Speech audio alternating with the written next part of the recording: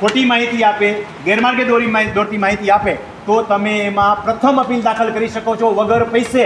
અને પ્રથમ અપીલની અંદર દંડ અને પેનલ્ટી જે આવે એ અધિકારીના ખભે બધું ફૂટશે, અધિકારીને ભોગવવી પડશે. એટલે જો તમને એવું લાગતું હોય કે ખરેખર તમને અન્યાય થયો છે તો તમે પ્રથમ અપીલ દાખલ કરો, તમારા જિલ્લાની અંદર દાખલ કરી શકશો. અને અપીલના આધારે જે તે અધિકારી તમને જેને માહિતી આપવામાં અપ્રામાણિકતા કરી છે અથવા તો તમને એમ લાગતું હોય કે મને અન્યાય થયો છે, ભલે અન્યાય ન થયો હોય તો એમાં તો એ આવશે કે અપીલ કાઢી નાખવામાં આવે છે, બધીને શું થશે? તો એનાથી તમને દંડ નહીં થાય. તો તમને જ્યારે એવું લાગતું હોય તમને અન્યાય થયો છે તો તમે માહિતી અધિકારના કાયદા નીચે અપીલ દાખલ કરતા શીખો. અને પ્રથમ અપીલ છે, તમને બીજી એક અપીલ આગળ દાખલ કરવાની છે નથી શીખવાડતો, એ એડવોકેટનું કામ છે, પણ આટલું તો કરો જ. તો તમને ખરેખર માહિતી અધિકારના કાયદા નીચે અન્યાય થયો હશે તો તમને ત્યાં પાછો તમારી તરફેણમાં ન્યાય આવશે.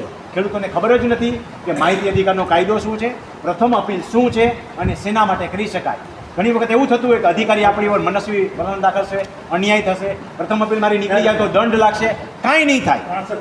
થતી હશે તો કાર્યવાહી થાય, નહીં થાય તો તમને પ્રત્યુત્તર મળી જશે.